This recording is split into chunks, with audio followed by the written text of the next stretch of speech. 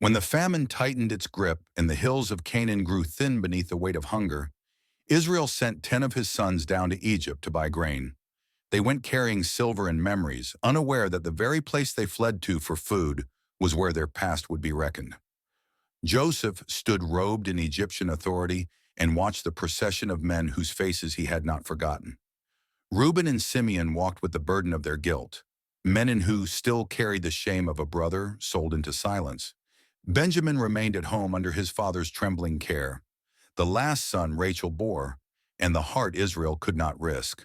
When the brothers bowed before the governor, they did not know the governor was Joseph. He recognized them at once. The dream he had at 17, the sheaves bowing, sharpened into a living image. The hidden meaning of his suffering revealed itself. Betrayal, prison, and rise were steps in a plan larger than any of them had seen. Joseph spoke harshly, accusing them of spying, but his sternness was a test. He needed to know whether they had become men who would protect a brother or men who would sell him again. Fear stripped them bare, and they confessed there were 12 brothers with one missing and one at home. A confession that reopened wounds Joseph had buried.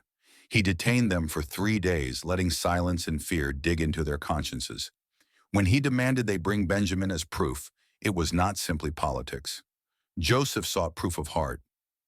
Could they keep the youngest safe now, when once they had let a brother fall? He bound Simeon and left him in custody, a living mirror of what he himself had endured. Believing Joseph could not understand them, the brothers spoke openly of their guilt. They admitted that Joseph's cries had haunted them, that they deserved the trouble that had found them. Joseph turned away and wept, the years of absence pouring out. Their repentance, even partial, carried the hidden meaning he needed to believe that restoration might be possible. Before they left, Joseph secretly returned their silver. The gesture was more than strategy. It was grace placed without their asking. On the road, they found the silver and were terrified, convinced this signaled punishment. They brought Story home, and Israel's grief resurfaced. He refused to send Benjamin, yet the famine tightened and choices pressed them. None of them could yet see how the same dream that began Joseph's sorrow was guiding every step toward reunion. God had been weaving mercy through betrayal, and the next act of the story would prove that nothing lost was beyond repair.